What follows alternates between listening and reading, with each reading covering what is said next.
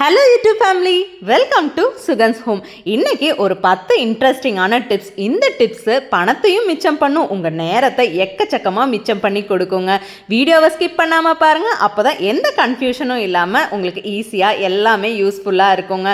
இது 100% பைசா வசூலான டிப்ஸுங்க. வீட்டில் இருக்கிற பொருளை வச்சு சிம்பிளாக ஈஸியாக நிறைய பணத்தை மிச்சம் பண்ணிக்க முடியும், நேரத்தையும் நிறைய மிச்சம் பண்ணிக்கலாம்.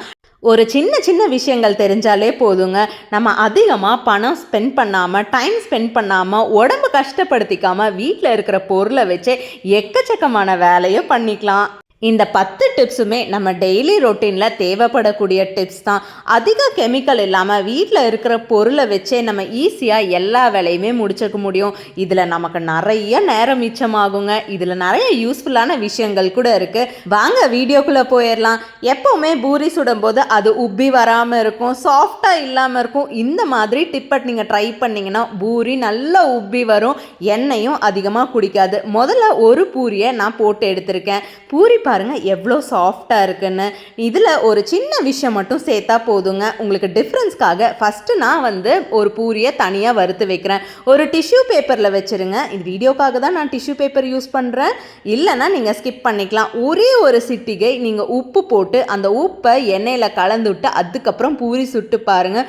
பூரி நல்லாவே உப்பி வரும், அதுவும் இல்லாமல் நல்லா சாஃப்டாக வரும். நம்ம ஒரு நாள் பூரி வச்சாலும் பூரி நம்ம எப்படி சுட்டோமோ அப்படியே இருக்கும், எண்ணெயும் குடிக்காது. அதிகமாக ஆயில் ஐட்டம் சேர்த்ததை விட ஒரு சிட்டிகை உப்பு எண்ணெயோட கலந்து சுட்டு பாருங்க, பூரியும் நல்லா சாஃப்டாக இருக்கும். பூரிக்கு மேலே உப்பெல்லாம் எதுவுமே இருக்காது. இப்போ நான் எடுத்து காமிக்கிறேன் பாருங்கள். 2 டிஷ்யூலையுமே இது முன்னாடி சுட்ட பூரி கொஞ்சம் எண்ணெய் அதிகமாக தான் குடிச்சிருக்கு, உப்பு போட்டு சுட்ட பூரியில் எண்ணெய் கம்மியாக தான் குடிச்சிருக்குங்க.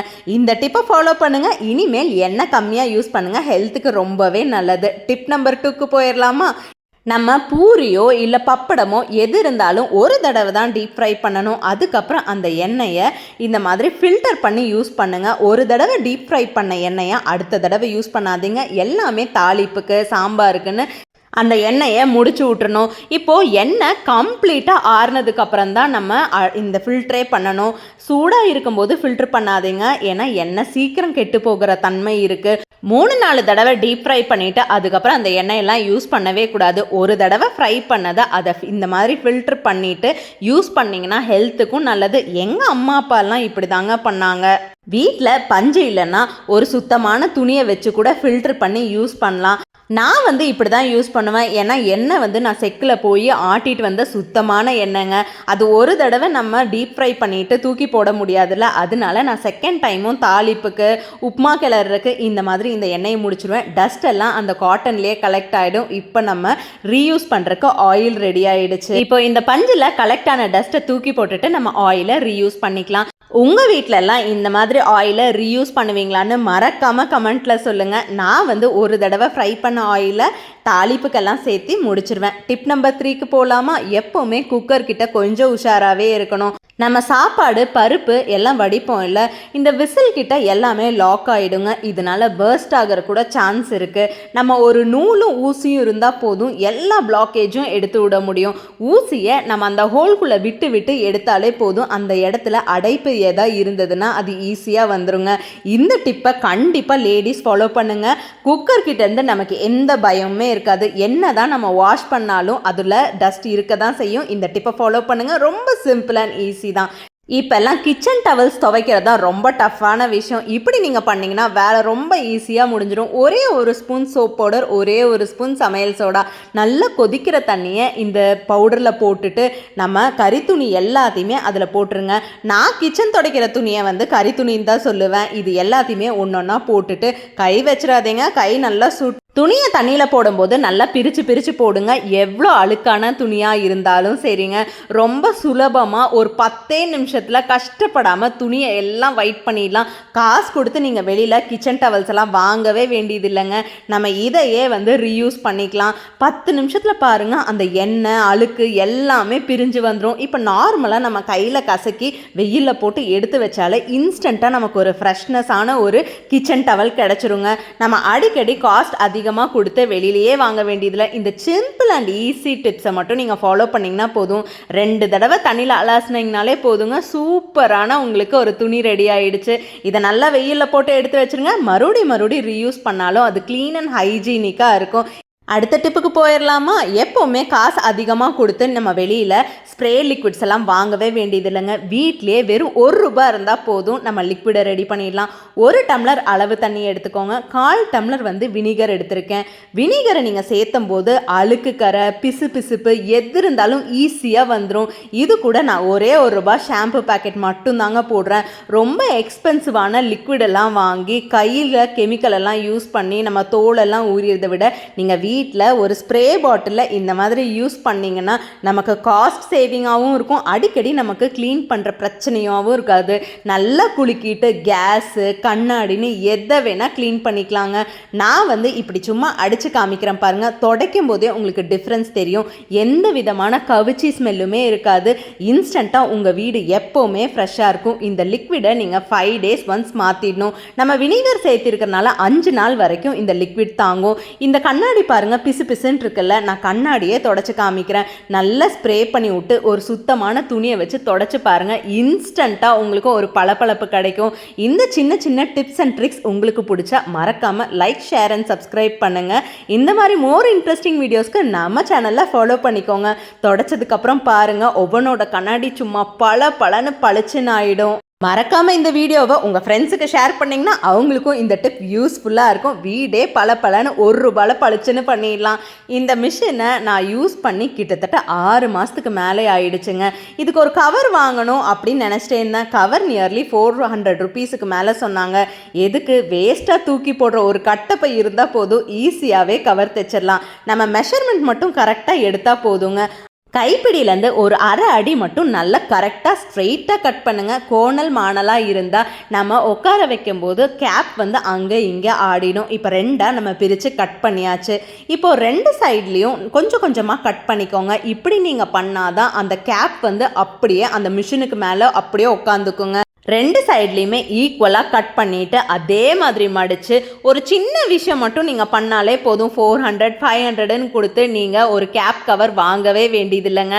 இன்ஸ்டண்ட்டாக ஒரு மூடியை ரெடி பண்ணிடலாம். பிடிக்கலன்னா நமக்கு பிடிச்ச டிசைனில் பண்ணிக்கலாம். நமக்கு ஃப்ரீயாக கிடைக்கிற கட்டப்பையில் இந்த மாதிரி ஒரு விஷயம் பண்ணால் யாரு தான் பண்ண மாட்டாங்க. அதுவும் சிம்பிள் அண்ட் ஈஸியாக வெறும் 5 நிமிஷம் இருந்தால் போதும். ஈவனாக 2 பக்கமே கட் பண்ணிவிட்டு அதை நல்லா மடித்து கையிலேருந்து இழுத்து விட்டுருங்க. அது ஒரு லைன் மாதிரி ஃபார்ம் ஆகிடும். அதுக்கப்புறம் நம்ம ஸ்டாப்லர் வச்சு அடிச்சு விட்டா அந்த கேப்லேருந்து அந்த துணி வெளியிலே வராதுங்க. பார்க்கவும் நீட்டாக இருக்கும். அந்த கவர்லேருந்து அந்த துணி வெளியிலையும் வராது.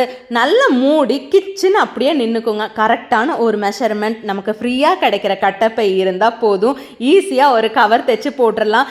நிறையா கடைகளில் கட்டப்பை ஃப்ரீயாகவே கிடைக்குது. இந்த மாதிரி நிறையா விஷயத்துக்கு யூஸ் பண்ணிக்கலாம். அது மட்டும் இல்லைங்க, நம்ம நிறையா பொருளை சேவ் பண்ணுற கூட கட்டப்பை ரொம்பவே யூஸ்ஃபுல்லாக இருக்கும். ஃப்ரீயாக கிடைக்கிற விஷயத்த நம்ம ஈஸியாக ரீயூஸ் பண்ணிக்கலாம். அடுத்தது ஒரு முக்கியமான பிரச்சனை என்னென்னா, இந்த நூல் கண்டு தான். நூல் பிரிஞ்சு எல்லா நூலும் ஒன்றோட ஒன்றா சிக்காயிடும். இதை நீட்டாக அரேஞ்ச் பண்ணி வைக்கிறதுக்கு சிம்பிளாக நம்ம தூக்கி எறியக்கூடிய ஒரு தெர்மோகால் இருந்தால் போதுங்க. நம்ம எதில் நூலை வைக்க போகிறோமோ அதில் அளந்து தெர்மோகோல் அளவை கரெக்டாக கட் பண்ணிவிட்டு உள்ளே நல்லா ஃபிக்ஸ் பண்ணி விட்டுருங்க. நம்ம சாப்ஸ்டிக் அப்படி இல்லைன்னா சீமார் குச்சி இருந்தால் கூட நம்ம அளவை கட் பண்ணி இந்த மாதிரி பண்ணிக்கலாம். நம்ம குத்தி வைக்கும்போது நூல் எங்கெங்கே இருக்குங்கிறது நமக்கு கரெக்டாகவே தெரிஞ்சிருங்க. அந்த தெர்மோகோலில் அந்த குச்சியை ஒன்றா அப்படியே நட்டி வச்சுருங்க. எதுவுமே ஆடாமல் அசையாமல் அப்படியே நூல் சூப்பராக இருக்குங்க. இந்த டிப் நிறைய பேருக்கு யூஸ் ஆகும். ஏன்னா நூல் ஒன்றுக்கு சிக்காம நமக்கு என்ன நூல் இருக்குன்னு நமக்கு இன்ஸ்டண்ட்டாக தெரியும். ஏன்னா சும்மா இருக்கிற நூலே வாங்குற மாதிரி இருந்தது. இப்போ நம்ம ஒன்றொன்னா ஃபிக்ஸ் பண்ணி பார்த்துடலாம் பாருங்கள். நூலும் ஆடாது, என்னென்ன கலர் எங்கெங்கே இருக்குன்னு நமக்கு ஈஸியாகவே தெரிஞ்சிருங்க. இந்த டிப் ரொம்ப டைம் சேவிங், அதுவும் இல்லாமல் இடத்த நிறையாவே மிச்சம் பண்ணி கொடுக்கும். என்ன பொருள் என்னென்ன இருக்குது, என்னென்ன கலர் நூல் இருக்குங்கிறது ஈஸியாகவே தெரிஞ்சிடும். நான் பாபின் கேஸ் கூட இதில் சுற்றி வச்சுருவேன். நமக்கு எடுக்கிற பிடிக்க எல்லாமே ஈஸியாக இருக்கும். இதை மூடி வச்சுட்டா ஆடாமல் அசையாமல் அப்படியே இருக்கும். டைம் இருக்கும்போது ட்ரை பண்ணிவிட்டு டிப் எப்படி இருந்ததுன்னு மறக்காமல் கமெண்ட் செக்ஷனில் சொல்லிவிடுங்க. டப்பாவோட அடிப்பகுதியில் பார்த்தாலும் நீட்டாக ஆர்கனைஸ்டாக தாங்க இருக்கும். இப்போ அதிகமாக மொபைல்ஸ் எல்லாம் பார்க்கறனால கண்ணே தெரிய மாட்டேங்குது. இந்த நூலை கோர்க்கறதுக்குள்ளே ஐயோயோ ரொம்ப டென்ஷன் ஆகிடும். அட கஷ்டப்படாமல் ஈஸியாக ஒரே ஒரு தேங்காய் நார் இருந்தால் போதுங்க, நூலை ஈஸியாக கோர்த்தரலாம். நல்லா திடமாக இருக்கிற நாராக எடுத்து நல்லா கையில் இப்படி நீவி விட்டுருங்க. அதில் எந்த டஸ்ட்டுமே இருக்கக்கூடாது. இப்படி நம்ம பண்ணும்போது காஸ்ட் வைஸ் சேவிங்காக நம்ம வீட்லேயே ஈஸியாக பண்ணிடலாம். ஒரே ஒரு பட்ஸ் இருந்தால் போதும், மேல் பகுதியை கட் பண்ணிவிடுங்க, அதே மாதிரி கீழ்ப்பகுதியும் கட் பண்ணிவிடுங்க. கொஞ்சம் லென்த்தாக இருந்தால் நம்ம பிடிக்கிறதுக்கு ஈஸியாக இருக்கும். ரொம்ப ஒட்டவும் வெட்டக்கூடாது, ரொம்ப கேப் விட்டும் வெட்டிடாதீங்க. நம்ம நார் எடுத்தோம் இல்லையா, அந்த நாரை அந்த பட்ஸ்குள்ளே அப்படியே போட்டுருங்க. இப்படி நீங்கள் பண்ணுறனால நூலையும் ஈஸியாக கோர்த்துக்க முடியும், நம்ம கண்ணுக்கும் எந்த பாதிப்பும் ஆகாதுங்க. இப்படி உள்ளே கோர்த்துட்டு அடிப்பகுதியை தீப்பெட்டி வச்சு அப்படியே சூடு பண்ணிவிடுங்க. அப்போ தான் நாரெல்லாம் வெளியில் வராது. இன்ஸ்டண்ட்டாக ஈஸியாக இந்த ப்ராப்ளம் இருக்கிறவங்களுக்கு இந்த சொல்யூஷன் ரொம்பவே யூஸ்ஃபுல்லாக இருக்குங்க. இப்போ எனக்கு அதிகமாக மொபைல் பார்க்குறனால இந்த நூல் கோர்க்கிற விஷயம்லாம் ரொம்ப டஃப்பாக இருக்குது. இப்போது அந்த தேங்காய் நார் வெளியிலே வராதுங்க. நூலை அழகாக உள்ளே விட்டுட்டு அந்த ஊசி பகுதி இருக்கு இல்லையா, அதுக்குள்ளே நுழைச்சி விட்டுருங்க. நூலை அதுக்குள்ளே விட்டு இழுத்தாலே போதுங்க. ஈஸியாக அந்த நூல் அழகாக ஊசிக்குள்ளே மாட்டிக்கும், நமக்கும் வேலை சுலபமாக முடிஞ்சிடும். நூல் கோர்க்கறதுக்கு ரொம்ப கஷ்டம் அப்படி இருக்கிறவங்க இந்த டிப்பை பண்ணிக்கலாங்க. இதுக்கு பெரிய செலவெல்லாம் ஒன்றும் ஆகாது. வீட்டில் இருக்கிற பட்ஸும் ஒரு தேங்காய் நார் இருந்தாலே போதும், ஈஸியாக நூல் கோர்த்து முடிச்சிடலாம். அடிக்கடி நூல் கோர்க்க முடியாதுங்கிற பிரச்சனையே இருக்காதுங்க. சிம்பிளாக ஈஸியாக எவ்வளோ கண்ணு ப்ராப்ளம் இருந்தாலும் சரி, அவங்க நூலை ஈஸியாகவே கோர்த்தரலாம். அடுத்த டிப் போயிடலாமா? எப்போவுமே தேங்காய் உரிக்கிறது ரொம்ப கஷ்டமான விஷயம். அந்த தேங்காவை அந்த ஓட்லேருந்து பிரிக்கிறதே ரொம்ப டஃப்பான விஷயமா இருக்கும். தேங்காய் நாரை ஃபுல்லாக கம்ப்ளீட்டாக எடுத்துகிட்டு வாஷ் பண்ணிவிட்டு தேங்காவை ரெண்டாக சரி பாதியாக உடச்சிடுங்க. தேங்காவை நம்ம வெட்டின உடனே நம்ம டக்குன்னு எடுக்கக்கூடாது. ஒரு 5 நிமிஷம் மட்டும் ஃப்ரிட்ஜ்லேயோ ஃப்ரீசர்லேயோ வச்சுருங்க. எதில் வச்சாலும் சரிங்க, தேங்காய் அழகாக உரிக்கிறதுக்கு வரும். இப்படி நீங்கள் பண்ணும்போது தேங்காய் பாருங்கள் எவ்வளோ அழகாக உருண்டுட்டு வந்துருச்சு. சைடில் மட்டும் நம்ம தட்டி விட்டுட்டு எடுத்தாலே போதுங்க, தேங்காய் அழகாக ஓட்லேருந்து வந்துடும். வேலையும் ரொம்ப சுலபமாக முடிஞ்சிடும். அதிகமாக நம்ம தினமும் யூஸ் பண்ணுற வெள்ளி பொருட்கள், வெள்ளி பாத்திரம், பூஜை பொருட்கள் எல்லாமே சீக்கிரமாக அழுக்காயிடும். அது தேய்க்கிறது ரொம்ப கஷ்டமாகவே இருக்குங்க. ஆனால் வீட்டில் இருக்கிற ஒரே பொருள் போதும். நான் கோல்கேட் பவுடர் எடுத்திருக்கேன். கோல்கேட் பவுடர் இல்லாதவங்க கோல்கேட் பேஸ்ட்டோ இல்லை ஏதோ ஒரு பேஸ்ட் எடுத்துகிட்டு அது கூடவே ஒரு லெமனை வச்சு தேய்ச்சிங்கன்னா இன்ஸ்டண்ட்டான க்ளோ உங்கள் வெள்ளி பாத்திரங்கள், பித்தாளை பாத்திரங்களுக்கு கிடைக்குங்க. கஷ்டமே பட வேண்டியதில் வீட்டில் இருக்கிற பொருளை வச்சு ஈஸியாக பழைய பொருளெல்லாம் புதுசு மாதிரி பண்ணிடலாம். அதுவும் கஷ்டப்படாமல். நீங்கள் ஃப்ரீயாக இருக்கிற டைமில் இந்த மாதிரி வேலைகள்லாம் செஞ்சு வச்சிங்கன்னா ஏகப்பட்ட டைம் மிச்சமாயிடுங்க. இப்போ நம்ம ரெகுலராக போடுற கொலுசு, வெள்ளி பாத்திரங்கள் எதை வேணால் க்ளீன் பண்ணலாம். அதிகமாக கருப்பும் அடிக்காமல் சிம்பிளாக ஈஸியாக வீட்டிலே மெருகேற்றிடலாம். இது மட்டும் இல்லைங்க, தினமும் நம்ம காலில் போடுற கொலுசை வாஷ் பண்ண முடியாது. இந்த மாதிரி நீங்கள் வாஷ் பண்ணிட்டீங்கன்னா 15 டேஸ் வரைக்கும் இதோட பளபளப்பு அப்படியே இருக்கும். நம்ம எந்த டூத் பவுடர், எந்த டூத் பேஸ்ட் வேணும்னாலும் யூஸ் பண்ணிக்கலாம். ஒரு சுத்தமான துணியை வச்சு தொடச்சி மட்டும் எடுத்தால் போதும். அதுக்கப்புறம் தண்ணியில் போட்டு முக்கி எடுத்தாலே போதுங்க. நமக்கு வீட்டிலே காஸ்ட் சேவிங்கான ஒரு டிப்னா அது இதுதான். ஏன்னா தினமும் நம்ம பாலிஷ் பண்ணுறதுக்கு வெளியில் எடுத்துகிட்டு போக முடியாது. வீட்டில் இருக்கிற பொருளை வச்சு சிம்பிளாக ஈஸியாக க்ளீன் பண்ண பாத்திரங்களுக்கும் இதே தான். கொஞ்சம் நம்ம டூத் பவுடரோ டூத் பேஸ்ட்டோ போட்டு எலுமிச்சம்பழம் வச்சு தேய்ச்சோன்னா இன்ஸ்டண்ட்டான ஒரு க்ளோ கிடைக்கும். இப்போ நான் தேய்ச்சி காமிக்கிறேன் பாருங்கள், சூப்பராக நல்ல பளிச்சுன்னு ஆகிடுங்க. வெறும் 10 ரூபாய் இருந்தாலே போதும். வீட்டில் இருக்கிற பூஜை பொருட்கள், நம்ம தினமும் யூஸ் பண்ணுற பொருட்கள் எல்லாமே ஈஸியாக பளிச்சுன்னு பண்ண முடியும். ஒரே ஒரு லெமனும் கொஞ்சம் பேஸ்ட்டு இல்லைனா டூத் பவுடர் அவ்வளோதாங்க வச்சு தேய்ச்சிங்கன்னா இன்ஸ்டண்ட்டாக பாத்திரங்கள்லாம் நல்லா பளபளன்ட்டு இருக்குங்க. டிப்பை ட்ரை பண்ணிவிட்டு மறக்காமல் எப்படி இருந்ததுன்னு கமெண்ட் செக்ஷனில் சொல்லுங்கள். வீடியோ பிடிச்சிருந்தா லைக் பண்ணி ஷேர் பண்ணுங்கள். நம்ம நல்லா தேய்ச்சிட்டு அதுக்கப்புறம் ஒரு துணியை வச்சு தொடச்சி எடுத்துட்டு அதுக்கப்புறம் வாஷ் பண்ணுங்கள். பாத்திரங்கள்லாம் நல்லா பளபளன்னு ஆகி இன்ஸ்டன்ட் க்ளோவாக ஜொலிக்குங்க. தினமும் புது பாத்திரங்கள் போல் ஃப்ரெஷ்ஷாகவே இருக்கும். நம்ம டைம் இருக்கும்போது இதை செஞ்சு வச்சுட்டாலே போதும், தினமும் கண்ணுக்கு முன்னாடி புது புது பாத்திரங்களாக தான் இருக்கும். இந்த பாத்திரம் எவ்வளோ பழசு மாதிரி இருந்தது. ஒரு சின்ன வேலை டைம் எடுத்து பண்ணால் ரொம்ப காஸ்ட் சேவிங், டைம் சேவிங். நம்ம கைக்கு எந்த விதமான கெமிக்கலும் யூஸ் பண்ணாமல் ரொம்ப சேஃப் அண்ட் செக்யூராக வேலையை முடிச்சிடலாம். தேங்க்ஸ் ஃபார் வாட்சிங். Happy cooking. இந்த மாதிரி மோர் இன்ட்ரெஸ்டிங் வீடியோஸ்க்கு மறக்காமல் நம்ம சேனலை ஃபாலோ பண்ணிக்கோங்க. வீடியோ பிடிச்சிருந்தா கண்டிப்பாக உங்கள் ஃப்ரெண்டுக்கு ஷேர் பண்ணிக்கோங்க. தேங்க்யூ.